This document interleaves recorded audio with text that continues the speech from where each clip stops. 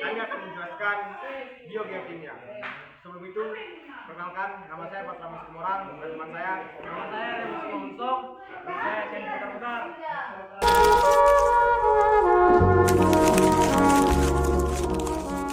Biogeokimia adalah siklus perpindahan unsur-unsur kimia yang melibatkan organisme hidup dan lingkungan abiotik. Daur biogeokimia juga disebut daur organik anorganik.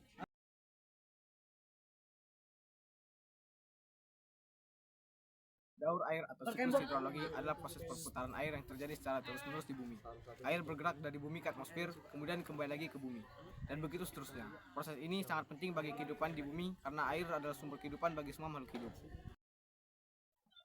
Tahapan-tahapan daur air. Yang pertama, penguapan atau evaporasi. Air yang ada di permukaan bumi seperti di laut, sungai, dan danau menguap menjadi uap air karena panas matahari. Tumbuhan juga mengeluarkan uap air melalui proses transpirasi. Yang kedua itu ada kondensasi. Uap air yang naik ke atmosfer mendingin dan berubah menjadi tetesan-tetesan air atau kristal es kecil. Proses ini membentuk awan. Yang ketiga itu presipitasi. Awan yang sudah penuh dengan tetesan air atau kristal es akan turun ke bumi dalam bentuk hujan, salju atau es. Yang keempat itu ada infiltrasi. Air yang jatuh ke bumi akan meresap ke dalam tanah dan menjadi air tanah. Air tanah ini kemudian akan mengalir ke sungai, danau atau laut. Yang kelima itu adalah aliran permukaan. Air yang tidak meresap ke dalam tanah akan mengalir di permukaan bumi dan kembali ke laut.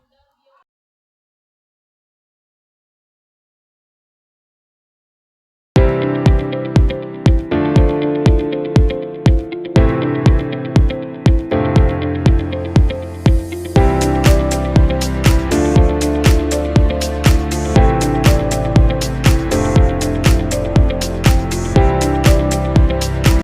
karbon atau siklus karbon adalah proses biogeokimia yang menggambarkan pergerakan karbon antara berbagai reservoir di bumi. Reservoir ini meliputi atmosfer, biosfer atau makhluk hidup, hidrosfer atau air, dan litosfer atau batuan. Karbon adalah unsur penting bagi kehidupan dan daur ini memastikan ketersediaannya dalam berbagai bentuk di bumi. Proses-proses dalam daur karbon. Daur karbon melibatkan serangkaian proses yang saling terkait, antara lain 1. Fotosintesis. Fotosintesis, tumbuhan alga dan beberapa bakteri mengambil karbon dioksida atau CO2 dari atmosfer dan mengubahnya menjadi senyawa organik atau gula menggunakan energi matahari.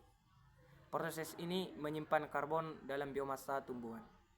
Yang kedua, respirasi. Makhluk hidup, tumbuhan, hewan, dan mikroorganisme mengoksidasi senyawa organik untuk menghasilkan energi dan sebagai produk sampingan melepaskan CO2 kembali ke atmosfer.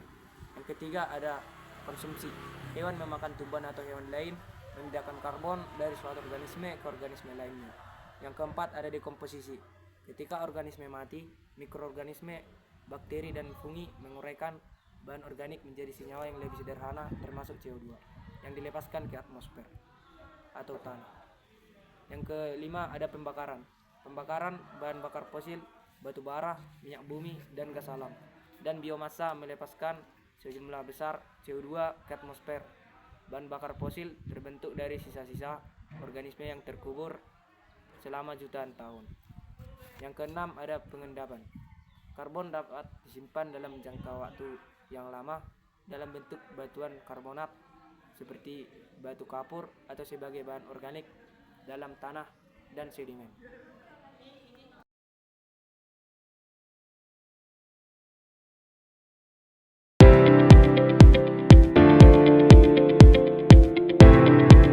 Daur nitrogen adalah proses siklus alami yang mengubah nitrogen dalam berbagai bentuknya di atmosfer, tanah, dan makhluk hidup. Siklus ini penting untuk mendukung kehidupan karena nitrogen merupakan komponen utama protein dan DNA. Tahapan daur nitrogen. Yang pertama itu ada fiksasi nitrogen.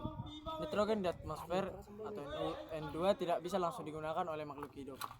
Bakteri seperti rhizobium atau di akar tanaman, polong-polongan, dan azobakter di tanah mengubah nitrogen menjadi amonia atau NH3 atau amonium NH4+. Petir juga dapat membantu mengubah nitrogen menjadi senyawa yang dapat digunakan tanaman. Yang kedua itu ada nitrifikasi. Proses oksidasi amonia menjadi nitrit atau NO2- oleh bakteri Nitrosomonas. Lalu, nitrit diubah menjadi nitrat atau NO3- oleh bakteri nitrobakter. Nitrat ini bisa diserap oleh tanaman untuk pertumbuhan. Yang ketiga itu ada asimilasi. Tanaman menyerap nitrat dan menggunakannya untuk membentuk protein dan senyawa organik lainnya. Hewan mendapatkan nitrogen dengan memakan tanaman atau hewan lain. Yang keempat ada amonifikasi. Saat makhluk hidup mati atau mengeluarkan limbah, bakteri pengurai mengubah nitrogen organik dalam tubuh mereka menjadi amonium atau NH3 atau amonium NH4+. Yang kelima ada denitrifikasi. Bakteri seperti Pseudomonas dan Clostridium mengubah nitrat kembali menjadi gas nitrogen atau N2 yang dilepaskan ke atmosfer.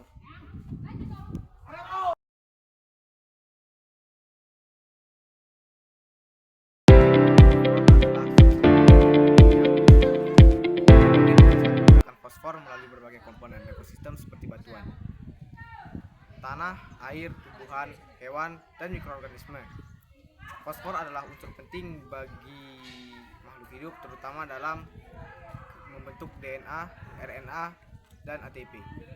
Tahapan daur fosfor. Pelapukan batuan. Batuan ini mengandung fosfat mengalami pelapukan akibat erosi dan faktor lingkungan lainnya. Proses ini melepaskan ion fosfat ke dalam tanah dan air. Selanjutnya, penyerapan oleh tumbuhan. Tumbuhan menyerap fosfat dari tanah melalui akarnya. Fosfat ini digunakan untuk pertumbuhan dan perkembangan tumbuhan. Konsumsi. Selanjutnya, konsumsi oleh hewan. Hewan mendapatkan fosfor dengan memakan tumbuhan atau hewan lainnya yang mengandung fosfor. Selanjutnya, dekomposisi. Ketika tumbuhan dan hewan mati, bakteri dan jamur pengurai menguraikan bahan organik mereka. Proses ini mengembalikan fosfor ke dalam tanah. Pengembalian ke laut. Fosfor dapat terbawa oleh air hujan atau aliran sungai menuju laut. Di laut, fosfor dapat mengendap di dasar laut atau dimanfaatkan oleh organisme laut. Selanjutnya, pengangkatan ke darat. Proses geologis seperti pengangkatan tektonik dapat mengangkat batuan yang mengandung fosfor dari dasar laut ke daratan. Batuan ini kemudian akan mengalami pelapukan dan memulai kembali siklus fosfor. Daur sulfur atau yang juga dikenal sebagai siklus belerang adalah proses biogeokimia yang kompleks yang menggambarkan